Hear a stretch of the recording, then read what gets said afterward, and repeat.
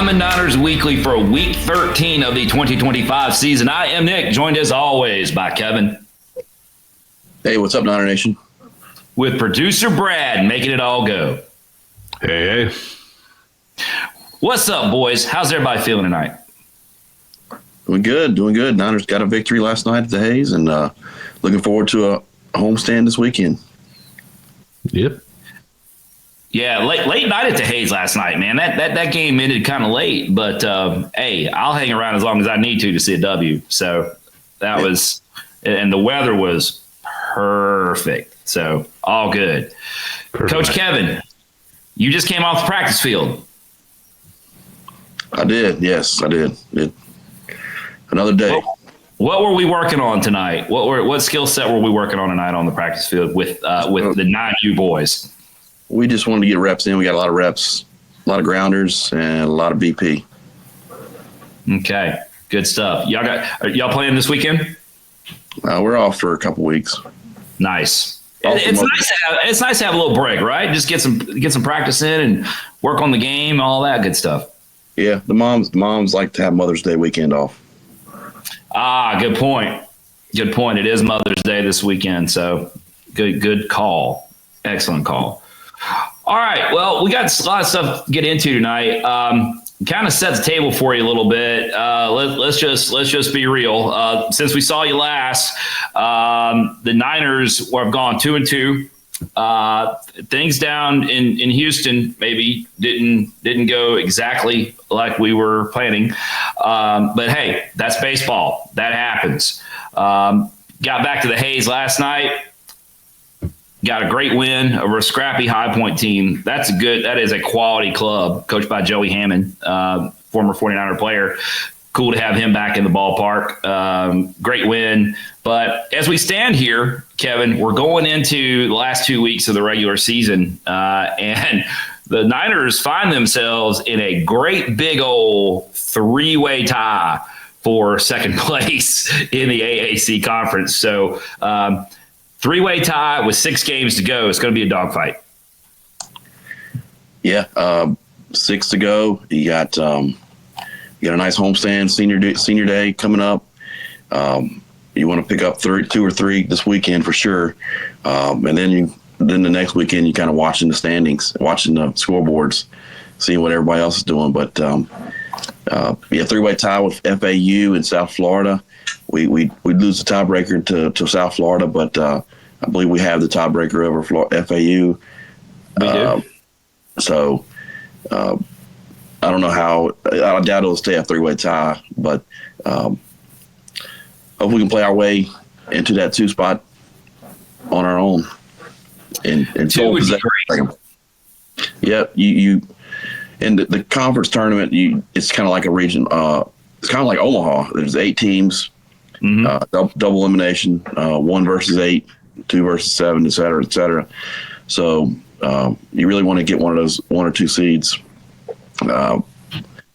to face a 7 or 8, and then go from there. Is it time, Kevin? I'll follow your lead on this. Is it time for us to consider eating a little crow when it comes to UTSA? Because we did predict multiple times that eventually second half of the season, they drop off. They haven't done that this year. I mean, they do that every year, but they haven't done that this year. I guess we're going to have to break down and give UTSA credit where credit's due.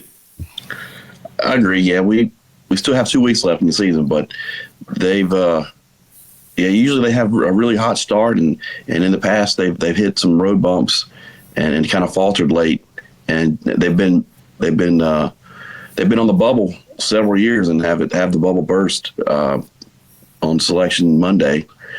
So it looks like this year they're all set. They're locking up that 1 seed. I think they're the only team that's clinched a spot in the tournament so far in our. Yeah.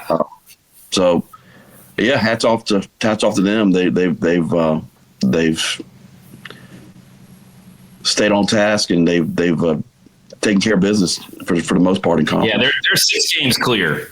they're 6 games clear at the top of the standings right now. So, I mean, that's baseball. Sometimes you just got to tip your cap, right? And say, hey, we didn't think honestly, we were not believers of y'all pulling this off for the entire year. But, yep, here they are. They did it. And they're about to close with ECU and Rice. And that's what producer Brad is dropping in the chat. And he's right. So they're 18-3, 37-10, and an RPI of 20. I mean, what can you say about that? That's pretty impressive. No matter what way how you. They're definitely not on the bubble. They're in on the right side of that. So. At this point. No, and it's good to know that they're still going to get in when the Niners win in Clearwater. That's right. Yeah, multiple bid league. Once again, we're hoping to see that. Yeah, that's totally the plan. So, good stuff. This weekend will be fun. Weather's looking pretty good. I'm just going to issue this as a PSA to everybody out there. This is your notice that there is one more Blake Gillespie start at home this year, and it's on Friday. So whatever you're doing Friday night at 6:00, you need to change your plans. And if you can't be at the Hayes, at least be on ESPN Plus, because Blake Gillespie starts are magic. So. Rearrange your schedule. Do what you need to do. Yeah. You can't take this for granted, right? No, never take this for granted, right? That's somebody says that. Yeah. So awesome deal. Just to recap those times for you: Friday night at 6:00, Saturday at 4, which they're doing Senior Day on Saturday at 4, and then Sunday at 1:00. I've even got Kevin.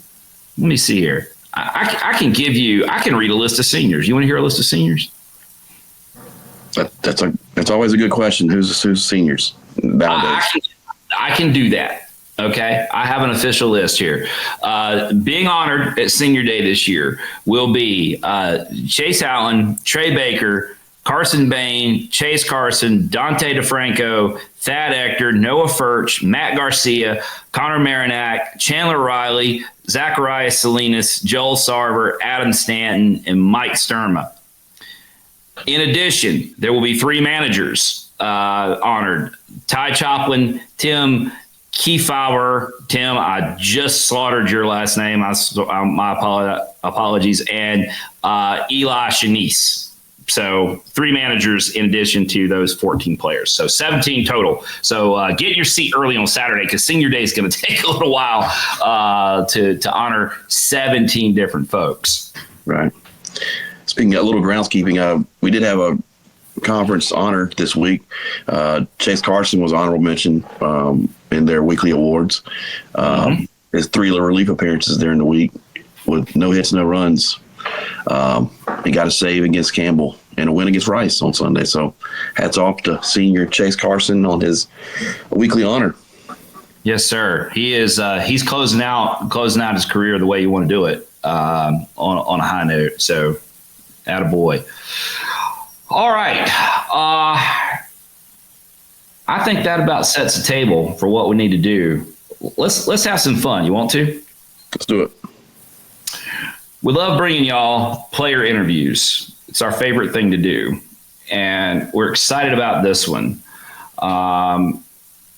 What we've got lined up for you today, straight out of Powell, Tennessee, is the field general, the backstop, the catcher, Logan Poteet.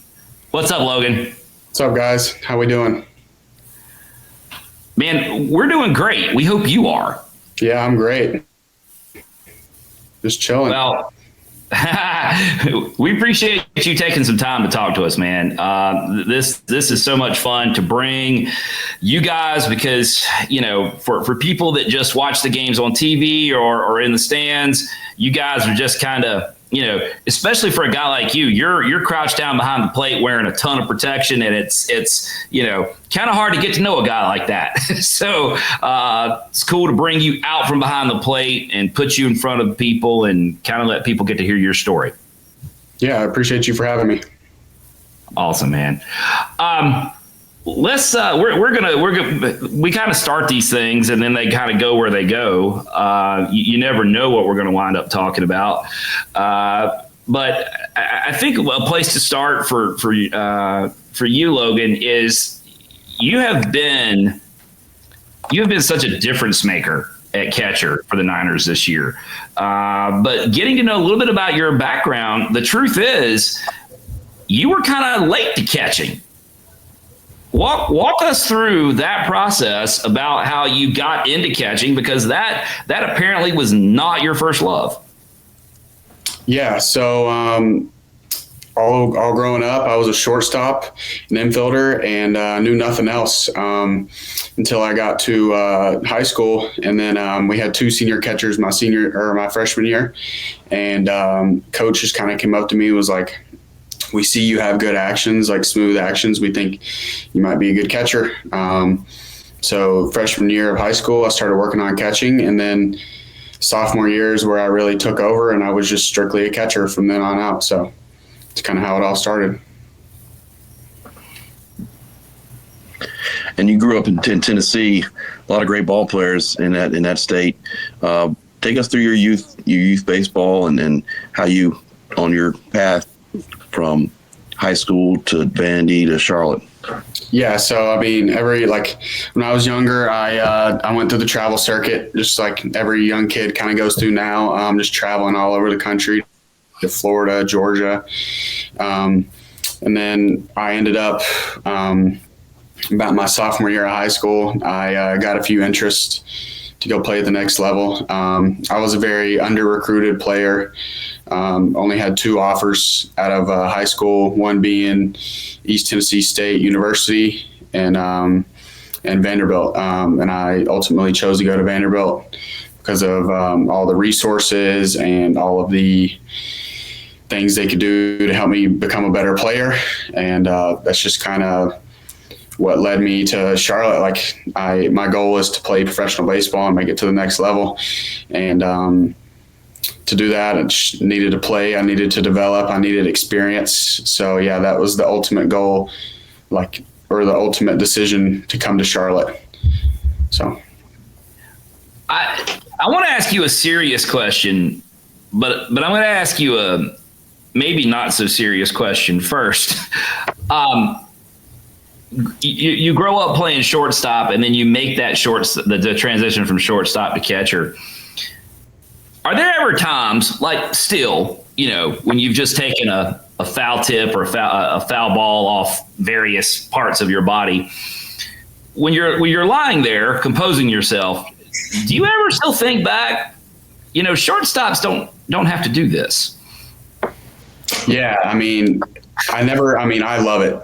You have to love catching to get back there every single day and do it. I love being involved. I love being a part of every single play. I love controlling a staff. I love being a field general, and that all goes into that being in that position. So yeah, it never really crosses my mind to think of it as being a shortstop again. But yeah, now that you're thinking about it, it would be nice to not get hit and not get dinged up probably a couple times a weekend. But yeah, I have definitely seen you, when the umpire walks out to the mound to walk the ball back to the pitcher, and you're just kind of trying to shake it off. It's yeah, that sucks.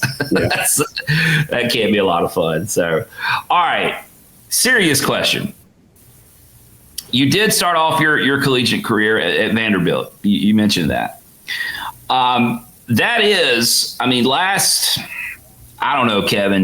20 years of baseball, maybe more, but college baseball fans know about Vanderbilt. They know about that. It's a blue blood college baseball program, if ever there was one. Talk to us about what it's like being on the inside of that. Yeah. So, I really enjoyed my 2 years there. Coach Corbin and Maggie Corbin, they work in unison very well with making young men grow into pretty much adults in their time there. They teach more than just the baseball aspect of it. It's like you're like becoming a man, becoming someone that is like respected and someone that knows like how to do the right thing. And so, yeah, that's just becoming a better human is probably the biggest thing I took away from being at Vanderbilt, him just teaching that aspect of life. So. Couple questions. I know I'm sure you've caught several outstanding pitchers over your time, and you faced several outstanding pitchers, especially being in the SEC, being in the AAC this year. Tell me the best pitcher you've caught, and the best pitcher you've faced in your career so far.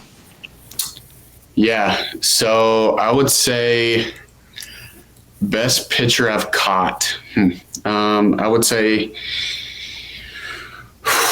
Carter Holton or Bryce Cunningham. They were on the last year's Vanderbilt team, both second rounders, one to the Yankees, one to the Braves. And then one guy that was hardest to hit off of. I mean, Carter Holton always gave me fits during live ABs, scrimmages, and that kind of stuff. So, I mean, I would probably say him was probably the hardest to hit off of. Those are some good ones. I just hope Blake doesn't watch this. Blake's a good one too. I love going out there and catching him every Friday night. It's real. I love it. It's amazing to watch it, to be a part of it, to work in unison with him. So we like to watch it too.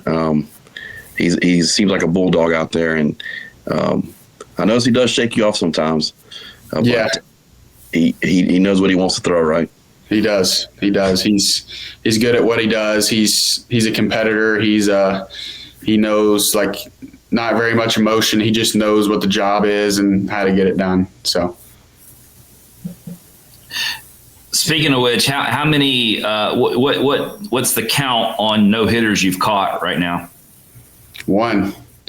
Yeah, it was pretty electric. It was. I didn't even realize it until the 8th inning. I was just kind of dialed in, and someone came up to me and was like, "Yo, this is about to happen. Like, this is like crazy." And then it happened, and it was electric. It was a really cool moment. And worth mentioning, thanks to you, he faced the minimum that night. One guy got aboard, and you kind of escorted him back to the dugout. Yeah, I did throw him out. Yeah, that's right. Yeah, so he got one walk and one throw out. That was the very first inning, right? Yeah, very first inning. Yeah. Caught stealing, right? Yeah, that was special for us too. You know, it's only the second no hitter in program history, and the first one was kind of before our time, so it was awesome seeing that in person. And you know, we came close a couple. Was it last year or 2 years ago?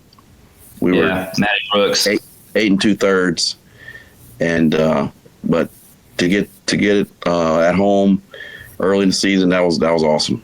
Mm-hmm. Yeah, that was huge.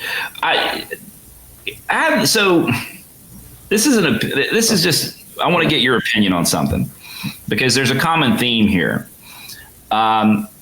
Blake Gillespie, we could bring some other examples into the mix here over the last few years with the Niners. SEC guys that are using the transfer portal, as you said, to get some playing time, get some reps. How many more of you guys are out there? you understand what I'm saying? I mean, you guys are phenomenal players, not only for this program, but for this league. How many more are there out there hiding on SEC rosters that we need to go find? Yeah, there's quite a bit. I mean, there's some guys that were in my class at Vanderbilt that transferred out this past summer, and they landed at various spots, and they're all doing really well. just learning behind the guys that are in front of you, learning how things go, learning how to grow as a player, get experience and that kind of stuff. I mean, they're all over the country. They're just it's just, I mean, you got to pick your ones to get, and yeah. So you had a big summer last year. So you're in the portal. I think you're in the Cape at one point, and then you're in the Appy League. Take us through your summer being in the portal, being recruited in a summer league. You did great in the Appy League as well. Take us through your summer and being in the portal and what that experience was like. Yeah. So started out the summer. Still was considered to be going back to playing at Vanderbilt. Then I was at the Cape. I played 2 games there. Entered the portal, and like a few days later, they cut me from the Cape when I entered the portal. So then I went to the Appy League, found a connection in the Appy League because I played there after my senior year of high school. So yeah, that's kind of what led the connection there. And then I played the remaining of the summer at the Appy League, and had a successful summer playing there. And that's kind of where like things took off. I had a lot of interest coming in from all over the country with every kind of school you would think of. And yeah, I ultimately landed at Charlotte, came on a visit, loved it, and fell in love with the place, fell in love with the staff, and I knew this is where I wanted to like call home and play at for the rest of my college career. So you said you were in the Cape, and once you entered the portal, they cut you. Is that like frowned upon in the Cape that you entered a portal, or is it just something they had set up? I don't know. I don't know necessarily if it was something. I don't know if they do it with everybody. I mean, I'm sure he had a pretty good connection with Vanderbilt, the coach at the time. But yeah, I'm not really sure how that kind of transpired. So. Okay. Now, neither one of us have ever been to the Cape. Talking about going this summer potentially, but is it everything? Is it everything that we hear it is? Yes, I would say in my few weeks there, it was really nice. The weather is amazing. The travel is the best part of it. Like not having to travel 4 or 5 hours to go play a game. That's probably the best part of it. And obviously being there and playing with the best of the best, like you're going to see dudes all over those fields. So yeah, I would say it's definitely worth your time going up there to watch a few games, to hang out, to do everything. It's pretty amazing.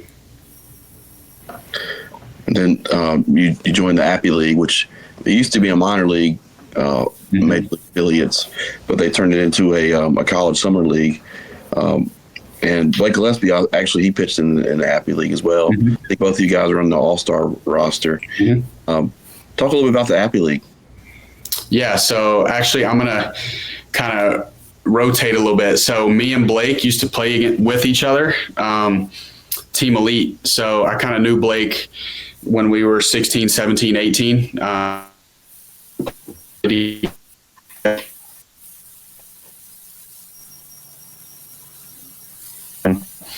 He was a two-way, a hitter and a pitcher, actually. So that's kind of getting like at bats, catching, like just getting experience overall. Just learning the game was the biggest part of it. So yeah. So let's turn the corner and talk about like your transition to Charlotte. So you mentioned yourself, you're getting interest from all over the place. So I guess my question is, who is the best recruiter you've ever met, and why is it Toby Bicknell? No. Walk us through the process about being contacted by Charlotte and those discussions, and then coming to campus, committing, et cetera. Yeah, so it actually started with Coach Siebes. He emailed me, and we set up a phone call, and we chatted, and then when I came to the Appy League, he drove a few hours to watch me play, and I think he liked me, and then it led to me coming on a visit like a week later or so, and then I actually committed in the office, in Coach Witter's office. So yeah, it was pretty. I knew it right away. I knew it was home. I knew everybody. Like, I knew they cared about me, and I knew that this place could make me a better player, a better person, a better all around everything. So yeah. Okay, Kevin, that's my bad. I'm giving credit to Toby, Coach Siebes. Siebes, if you're listening, don't take it out on me, man.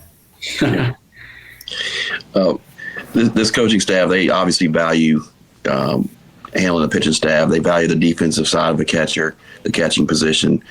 They hold it higher, very in high esteem, so high that during this season they had you in the lineup, but you couldn't swing a bat. That's how important your defensive skills are to this program. Talk a little bit about that situation. You had an injury and you were restricted a little bit from swinging. How tough was that? And hats off to you for taking on that role, even though your batting average may drop a little bit because you're not swinging. Talk a little bit about that. Talk a little bit about that situation. Yeah, so it happened.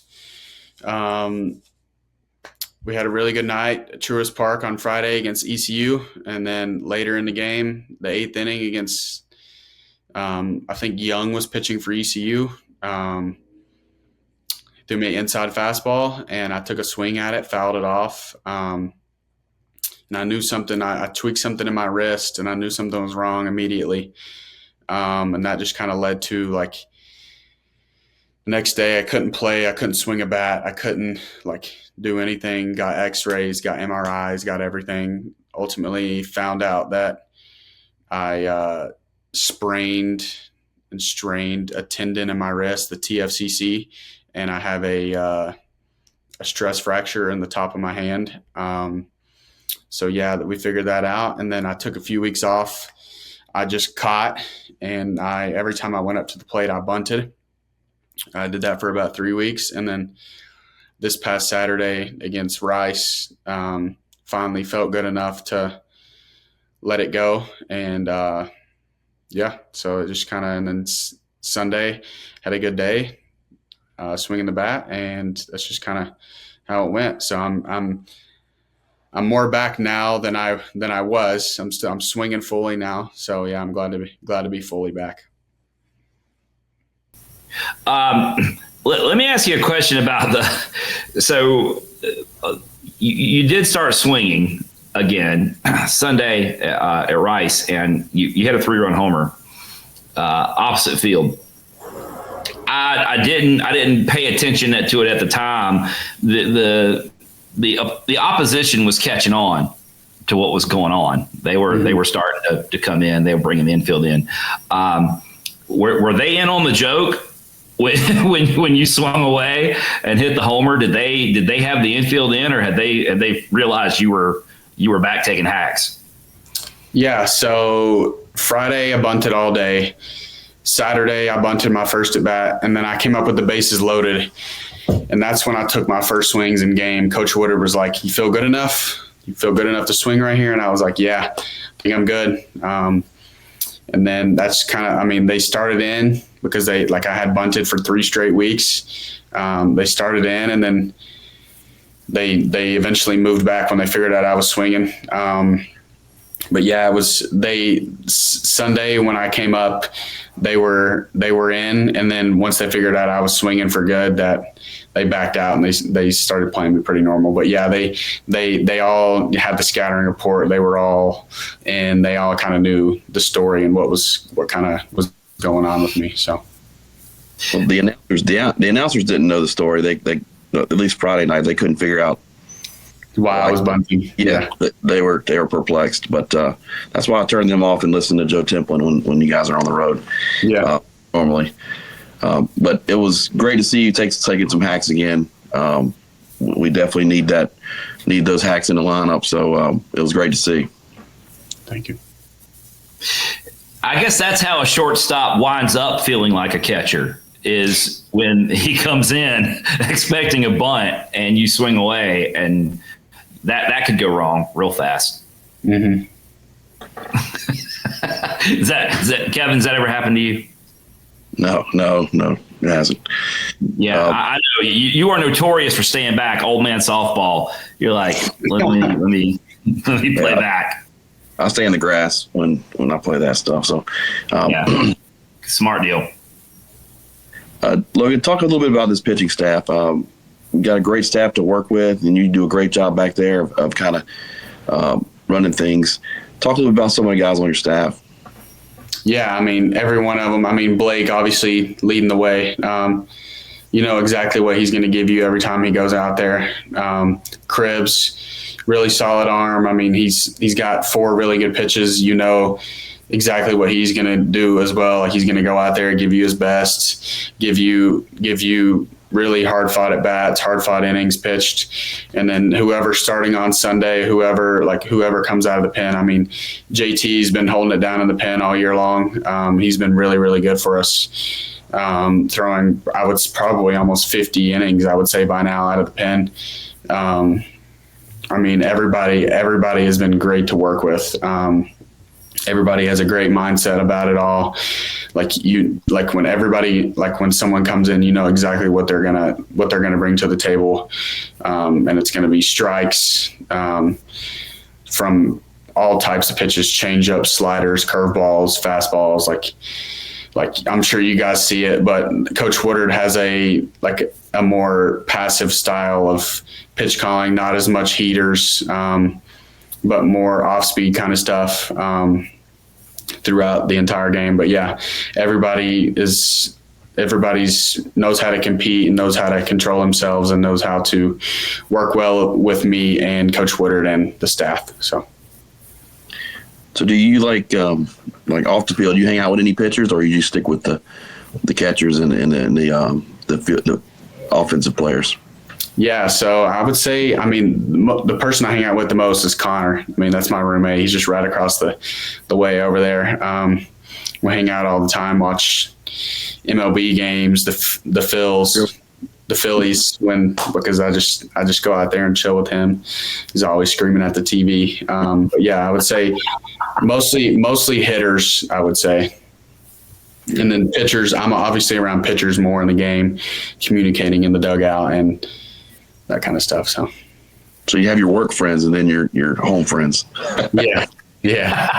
Kevin, we've had roommates on back-to-back weeks without even realizing it. That's right.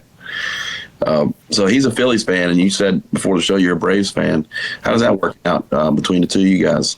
Yeah, I mean, they've played a few times so far. It's the Braves. They've been slow to start, but yeah, hopefully they turn it around.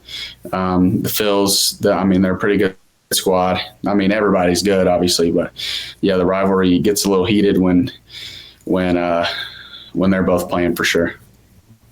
He seems a little more hardcore than you are, but yeah.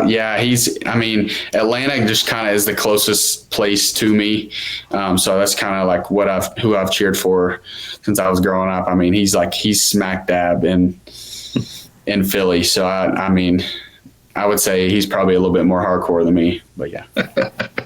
Yeah. Kevin, do you even have to ask who's more hardcore when there's a Philly fan involved? I mean, yeah. I don't think, to my knowledge, I don't think they've ever greased light poles in Atlanta. I'm unaware of this happening. Right. Yeah, I think you're right. Their mascot is a fanatic, so it speaks for itself. Yeah. Why don't you? You showed us this before we got going. Why don't you show everybody what you're working on? Speaking of being a Braves fan, apparently you're a Lego guy. Yeah. So in my free time, I like doing Legos. It's just something to get my brain off of. It's just to waste some time. It's something fun to do, and it's actually a little mini Truist Field. Just a little replica of it, so I'm not done yet. But yeah, it's just something I enjoy doing in my off time. So that's really cool. How long did it take you to get to that point? Yeah, 2 or 3 weeks. but I just do like a little bit every day when I get back from practice or a game or something. Kevin, we all had Legos, right? Right. Producer Brad, Legos. Yeah. So I have a confession to make. I was never the one that built like the stuff. Like, you know what I'm saying, Kevin? I would just you like, didn't follow the instructions. no, I would just use it to build stuff. Yeah. I didn't get into like building like the kit. So Brad's saying he did both. I was not the, hey, let me build this. I mean, maybe I did some of them like the first time, but I really wasn't a collector of that. I feel like that's more of a recent thing, Kevin. Maybe I'm wrong, but I feel like now people are more like they collect the Star Wars stuff, and I build this out of it. I feel like back in our day, it was more like you just kind of got Legos and you built whatever you wanted to with it. Yeah, my kids definitely Star Wars. They have a few Star Wars Legos, and of course they're all over the house, man. But for you to step on at night when you go to get a glass of water. Yeah. Oh yeah, but yeah, our house is full of Legos.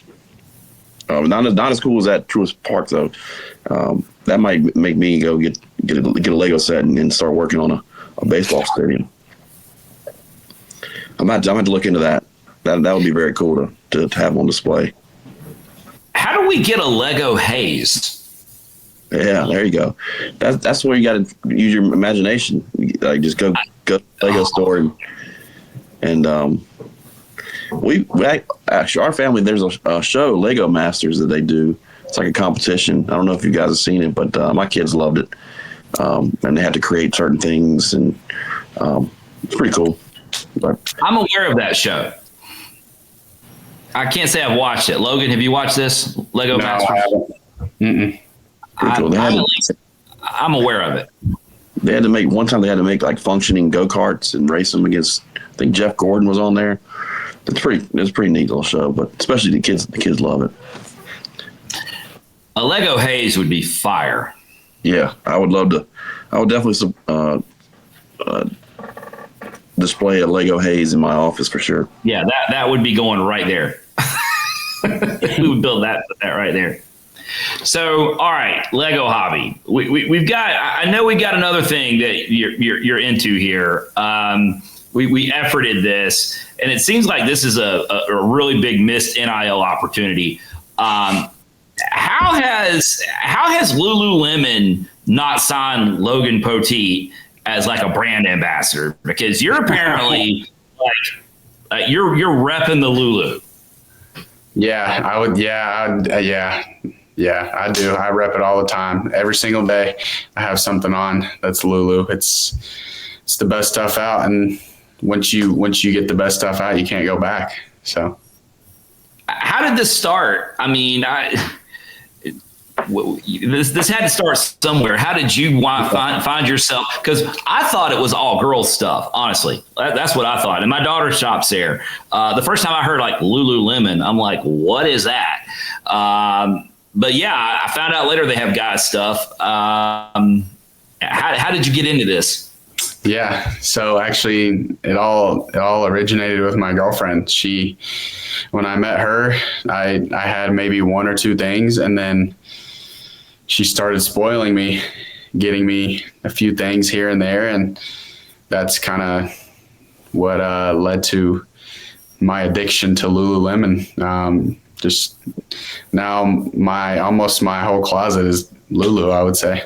So that's kind of where it started. Now that does make sense, the girlfriend connection, because and correct me if I'm wrong, but she was a D1 gymnast, yes? Yes. Mm-hmm. So, and I think when I think Lululemon, I think of like activewear. At least that's the first thing that pops in my mind. So, gymnast, Lululemon, that makes a lot of sense. Mm-hmm. Okay. Yeah. Well, Kevin, maybe we need to organize a DNR, field trip to Lululemon at Burkdale. I don't know. We go check it out. I don't know if we can get on Logan's level, man. I don't think we're ready for that next. I didn't say we were gonna like get anything. I mean, we could go just like look. We could browse. I mean, I don't know.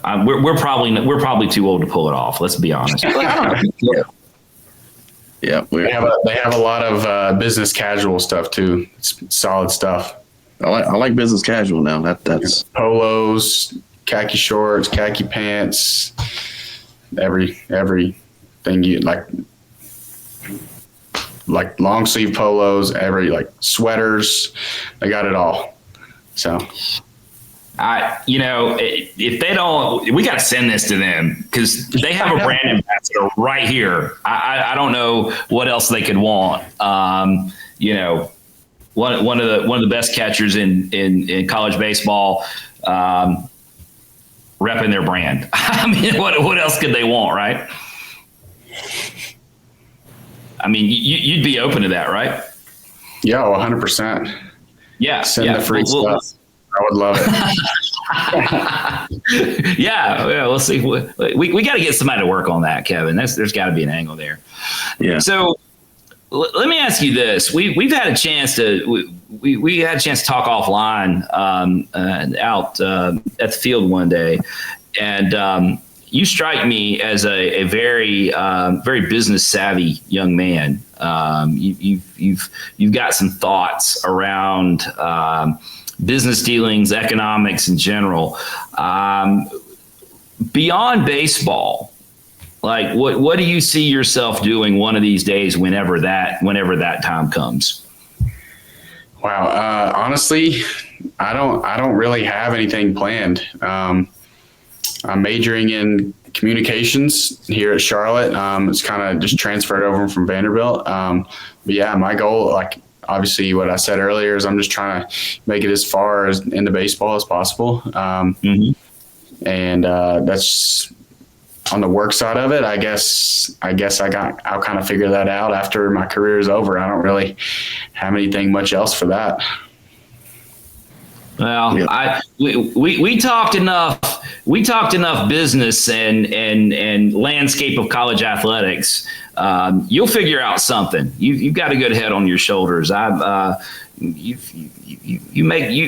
an astute commentator, I would say, of the college athletics scene. Thank you. I say you're on a good path here at Charlotte. I think we've had 4 catchers come from Charlotte to play professional baseball in the last 5 years. And Coach Simmons has been working with catchers, I guess, all those years. Talk a little bit about Coach Simmons and your catcher's room. Yeah, so Coach Simmons is great. He's been great ever since I came on my visit to now. Like, he's the one coach I would say I communicate with the most, throwing wise, catching work wise, hitting wise, like everything. Yeah, and it's just kind of it all, like our catching room all starts with him. I mean, me, Cody, Zacharias, and Logan Pawnett, it all starts with Sim. It all starts at the top. And I mean, him setting that groundwork from day one. It's just all like everybody's following him. Everybody wants to like learn as much from him. He has so much knowledge about catching, about the game of baseball. So yeah. I hesitate to ask this, but what the heck, we're going to go for it.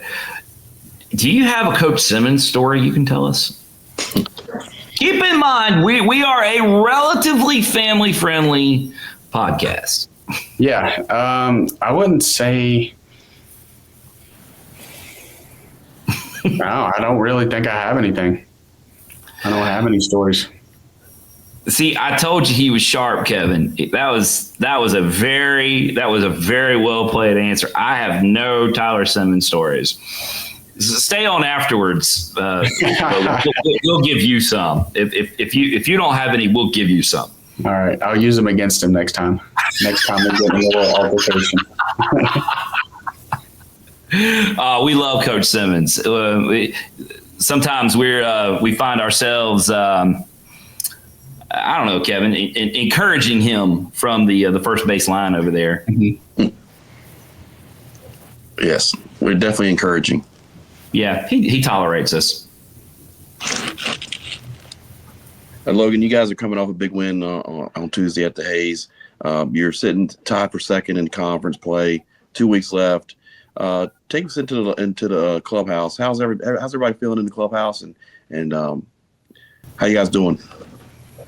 Yeah, recently everybody's great. We've had a little knick-knack injuries come here and there with Cody and then with Carson, but we're having guys step up into those roles, and everybody's ready for that. Ready for that spotlight, and we're ready to take on this UAB team that's coming in this weekend. They're a good squad, and hopefully take sole possession of the second place in the conference, and hopefully take it down to New Orleans and take care of them too, and then go to the tournament and let's get a regional berth. So moving ahead to sort of looking ahead 2 weeks to Clearwater, have you played down in Clearwater before, and have you played at that park? It's my of the places I've been to a conference tournament, it is my favorite destination so far. Just curious if you have been there before. No, I have not been to Clearwater. I've been to Fort Myers and that kind of area. But yeah, I've never played at that stadium particularly. It's a good spot. It's back Conference USA days. We were actually talking about this last night. We have been to conference tournaments in locales like Hattiesburg, Mississippi, and Ruston, Louisiana. I don't know if you've probably never been to Ruston, Louisiana, Logan, but you're welcome. That was a little rough, but yeah, Clearwater is a great location. It's the kind of place that you hang out even if the tournament doesn't go the way you want it to. Of course, we're going to hoist the trophy naturally, but it's not a bad place. And Connor will be jacked up because that's the Philly spring training site. Oh so. Yeah, he's already been talking about it. I hear about it every day. Oh yeah. He's chomping at the bit. All right, so we're going to let you – it's a Wednesday night. We're going to – have you wrapped up finals yet? I know this is kind of the last week of school. Have you gotten all your finals out of the way at this point? Yes, I finished my last one yesterday. Finished up strong this semester, 5 A's and 1 B. So, yeah. Nice. Good. Kevin, we might need to do some paperwork and lie and say Logan's on the football team. It's Kurt's over there, but not surprised in the least. Not surprised in the least. That is awesome. Hey, think about it. This is at this point in the year, and I know college players always like this, but you've got all your stuff turned in. You're basically a pro baseball player. You're living the pro baseball player life now because all you got to do is hang out during the day and go to practice and play ball. Mm-hmm. It's really nice. And just to put that past me and just focus on what I actually love doing is nice. So what'd you get to be in? It was actually communication theory. So that was everything else. I got an A in stats. And then all the others, I got 2 A's and 2 journalism classes, and then the others were electives. So good. My daughter is taking communications classes, and that theory class, that's a tough one. Yeah, it was. It wasn't easy early on, but I kind of got the hang of the test and how he asked questions and all that kind of stuff. So I ended up finishing strong in there. So awesome. Good. Man. That's stuff we like to hear right there. Yeah. All right, we're gonna start wrapping this one up. Kevin, I did want to mention to you. I forgot. We got a couple of shout outs this week. Apparently this podcast has made its way into the field house over at football, and some of the coaching staff is watching that. So hey, what's up to you guys? And also talk to our guy Joe Hanel last weekend, who said he watches every week. So a couple shout outs, hey, what's up? Appreciate you guys tuning in. We like fans, don't we, Kevin? Yeah, we like seeing them in person, and we like talking to them here, I guess. Yeah, we're just always shocked when anybody watches. We're probably watching to see the players, not us. We get that, but still, we appreciate it either way. All right, folks, we're out of time for tonight. It's time to get ready to jump on UAB. Big conference series this weekend. The AAC Niners playing for sole possession, second place. So get out to the Hayes. Get out on Friday night, Saturday, senior day. Ice cream helmets Friday night, Kevin. We forgot to mention that. So if you want a Niner ice cream helmet, you need to get out there on Friday night, see a Blake Gillespie start, and it's going to be a great weekend of baseball. So, all right. For Kevin, for producer Brad, we appreciate Logan Poteet stopping in and hanging out with us. This has been Nick saying we will see you at the Hayes.